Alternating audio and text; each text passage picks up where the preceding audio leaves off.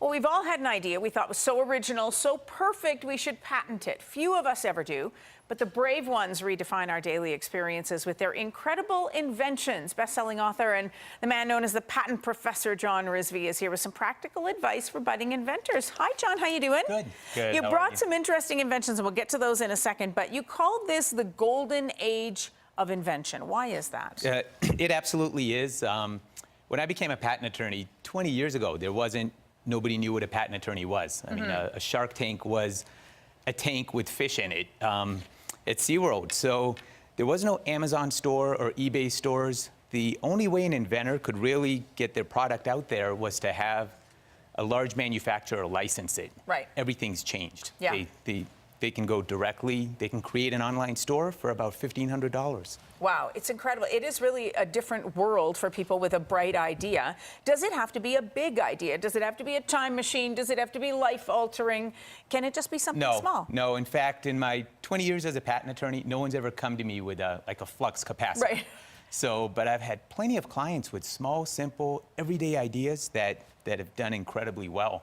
Yeah, you brought a few, and one of them goes to something that happened to you when you were a kid. Like, I have told people before, I believe I came up with the stopper idea that Starbucks has, you know, little green stoppers. I used to cut straws and jam them in there to plug the hole while I was driving, saying somebody should invent something. It should have been me, but it wasn't. You've heard these kinds of stories before. Yeah, not a week goes by that I don't speak with an inventor at my office that comes in with books and notebooks and evidence of having come up with an idea first. And it's heartbreaking because I can't do anything for them.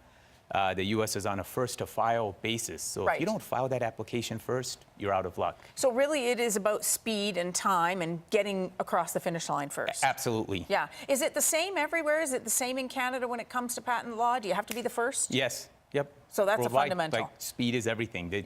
In the U.S. prior to 2013, we were a first to invent, the laws were first to invent. So you did have a grace period. That's gone. Yeah. Now it's just first if you don't file. Okay, so you brought a couple of things. I mean, the sleeve, why is the coffee cup sleeve a Well, I mean, it's a simple cardboard sleeve. It slides on and off of a cup. The inventor, Jay Sorensen, has invented and patented it. It has annual royalties paid to him of $10 million.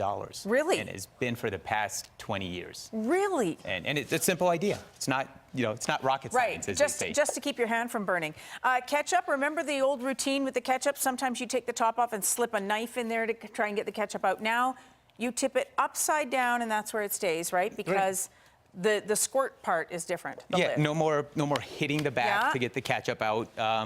And it's reversing the label, so it's upside down. Right. And then a leak-proof top. Did that make somebody a ton of money? Paul Brown invented and patented it, sold the idea for $13 million. Really? So, I mean, like, these are I small. love it. Of course, all the smart kids were doing the Rubik's Cube back in the day. And people thought, how are you really going to change that? It's such an original idea to begin with. You actually also had an idea for a different Rubik's Cube. When I was 12, my dream and sole ambition was to create a round Rubik's Cube. And I had a sketchbook with page after page of drawings of that. And then one day, my mom took me to the mall, and I went to the shelf where they had Rubik's Cubes, and this is what I saw. And there it was. There it was. In my 12-year-old mind, it was my idea. And they even had a better name then. I was going to call it the round Rubik's Cube. I didn't know anything about trademark infringement at that time. Self-explanatory, anyway. But they called it the Impossible. Right, of course they did. Heartbreaking. It felt like a kick in the gut. Yeah. That's how, in my office, when I have inventors come in, I can relate to that. Yeah. You're a lawyer. Do all inventors need a lawyer at some point? The patent laws, they're extremely complex.